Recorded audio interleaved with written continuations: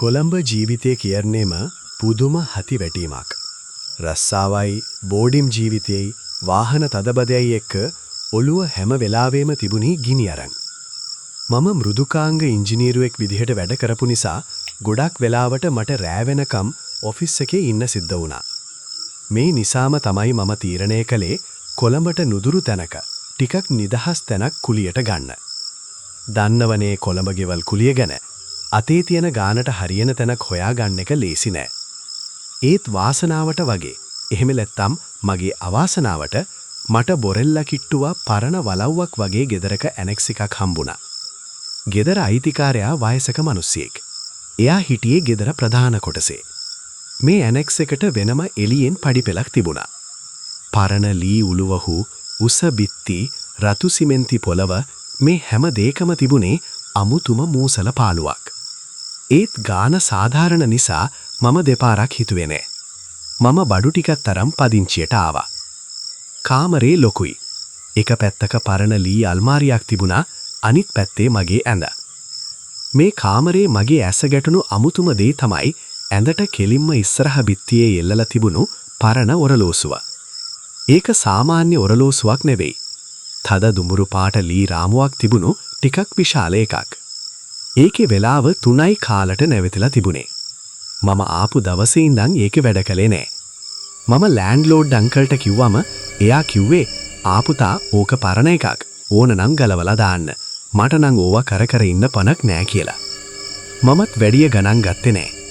ඒත් රෑට නිදාගන්න ගියාම ලැප් එකේ එළියෙන් ඒ ඔරලෝසුවේ වීදුරුව දිලිසෙනකොට මට දැනුනේ හරියට ඒක මගේ දිහා බලාගෙන ඉන්න ඇහක් වගේ කියලා. සති දෙකක් විතර සාමාන්‍ය විදියට ගෙවිලා ගියා. මම රෑ වෙලා ඇවිත් කාලා බීලා නිදාගත්තා. දවල්ට මම හිටියේ නෑ. හැබැයි මට නිතරම දැනුණා මගේ කාමරේ මම නැති වෙලාවට කවුරු හරි ගැවසෙනවා වගේ අමුතු ගන්ධයක්. සමහර දවස්වලට මගේ කොට්ටේ පොඩි වෙලා වගේ දැනුණා. මම හිතුවා මට හිතෙන හැටි වෙන්න ඇන්ටි කියලා. එදා සෙනසුරාදා දවසක් මට නිවාඩු. කාමරේ අස් කරන්න හිතුණා. මම අර ඔරලෝසුව දිහා බැලුවා. ඒකේ දූවිලි බෙන්දිලා තිබුණේ. මම පුටුවක් තියලා ඒක ගලවලා ගත්තා සුද්ධ කරන්න. ඒක මාර බරයි. පිටිපස්සේ කෑල්ල ගලවලා බැටරියක් දාලා බලන්න හැදුවේ වැඩ කරයිද කියලා. ඔරලෝසුවේ පිටුපස්ස පියන බුරුල් වෙලා තිබුණේ. මම ඒක පොඩ්ඩක් යද්දම ඒක ගැලවිලා අතට ආවා. මගේ ඇඟම සීතල වෙලා ගියා. ඒක ඇතුලේ තිබුණේ ඔරලෝසු මැෂින් එකක් විතරක් නෙවෙයි. බැටරි පැක් එකකට සම්බන්ධ කරපු ඊටාම සූක්ෂම විදියට හංගපු කුඩා කැමරා කාචයක් සහ මෙමරි කාඩ් එකක් ඒකේ අඩංගු වෙලා තිබුණා. කාචය හරියටම එල්ල කරලා තිබුණේ අංක 6 ඉලක්කම ළඟ තිබුණු පොඩි හිඩසකින් එළියට පේන විදියට.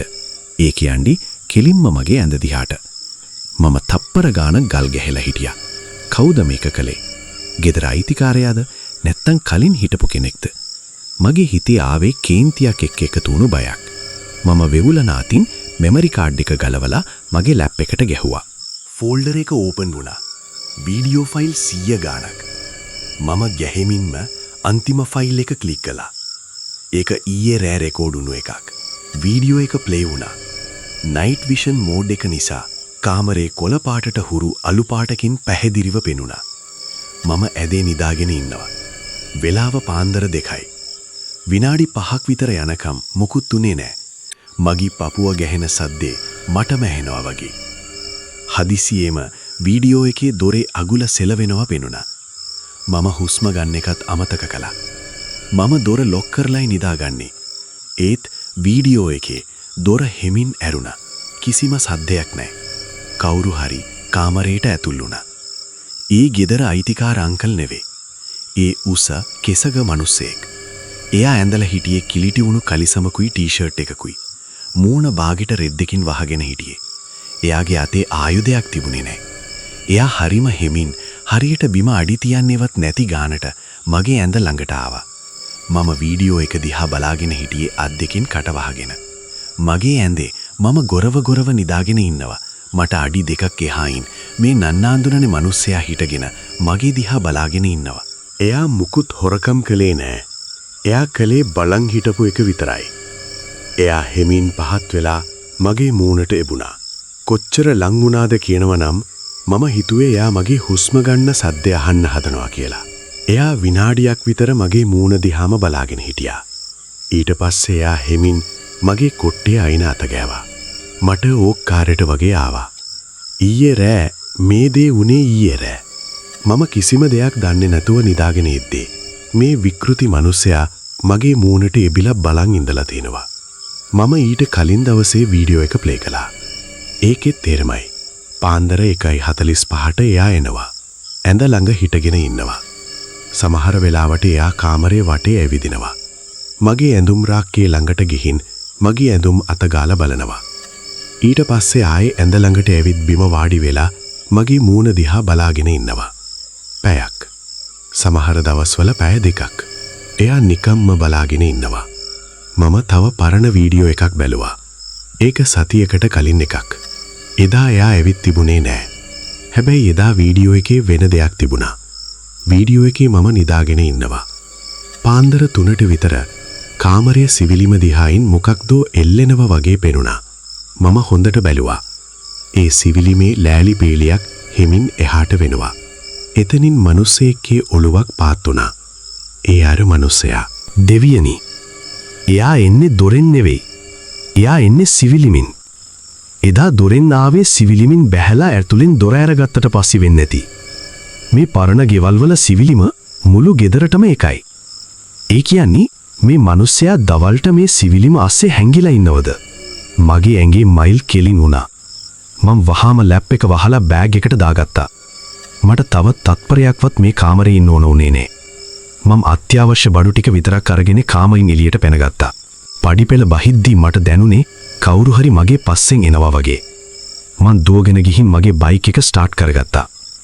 ගේට්ටුව අරිනකොට මං දැක්කා ප්‍රධාන ගෙදර ජනේලයක් රෙද්දක් ලාවට හෙලවෙනවා. අර වයසක අයිතිකාරයා බලාගෙන ඉන්නවද? නැත්නම් අර මිනිස්සයා තාම ගේ ඇතුලේද? මම කෙලින්ම ගියේ පොලිසියට. මම වීඩියෝ ටික පෙන්නුවා. පොලිසියෙන් එවිත් බලද්දි කාමරේ හිස්. හැබැයි සිවිලිමේ ලෑල්ලක් බුරුල් වෙලා තිබුණා. සිවිලිම ඇතුලේ පරණ මෙට්ටයක්, වතුර බෝතල් වගේක් සහ කෑම පාර්සල් වල කොළ වගේක් හම්බුණා. ඒ කියන්නේ කවුරු හරි මාස ගාණක් තිස්සේ ඒ සිවිලිම උඩ ජීවත් වෙලා තිනවා. පොලිසිය කිව්වේ ඒ සමහර විට කුඩු ගහන කෙනෙක් වෙන්නේ නැති, රස්තියාදුකාරයෙක් වෙන්නේ නැති කියලා. ගෙදර අයිතිකාරයා දිවුරලා කිව්වා එයා මේ ගැන මුකුත් දන්නේ නැහැ කියලා. එයාගේ හැසිරීම සැක සහිත වුණත් සාක්ෂි තිබුණේ නැහැ එයා සම්බන්ධයි කියලා. ඒත් එක ප්‍රශ්නයක් ඉතුරු වුණා. කැමරාව. ඒ කැමරාව ඔර්ලෝසුව ඇතුලේ හැංගුවේ අර සිවිලිමේ හිටපු මිනිස්සයා නෙවෙයි. මොකද වීඩියෝ වල පේනවා එයා කවදාවත් කැමරාව දිහා බලන්නේ නැහැ. එයා දන්නේ නැහැ එතන කැමරාවක් තියෙනවා කියලා. එහෙනම් කවුද කැමරාව හැංගුවේ? කලින් හිටපු බෝඩිම් කාර්යයා වෙන්නටි. එයාටත් මේ වගේ දෙයක් දැනිලා සාක්ෂි අල්ලගන්න කැමරාව හයි කරන්නටි. ඒත් එයා ඒක අරගන්නේ නැතුව ගියේ. එයාට මොකද වුනේ?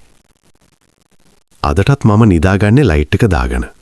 රැට පොඩි සද්දයක් ඇහුණත් මම ගැස්සිලා හැරෙනවා. මම තාම දන්නේ නැහැ අර සිවිලිමේ හිටපු මිනිස්සයා කවුද කියලා. ඊටත් වඩා මට බය අර කැමරාව හයි කරපු කෙනා කවුද කියන එක ගැන. මොකද මම අන්තිමට බැලුව වීඩියෝ ෆයිල් එකේ මම කාමරේ සුද්ධ කරන්න කලින් දවසේ අර සිවිලිමේ හිටපු මිනිස්සයා මගේ දිහා බලාගෙන ඉන්න අතරේ කාමරේ දොර රෙද්ද යටින් තව කෙනෙක්ගේ සෙවණැල්ලක් වැටිලා තිබුණා.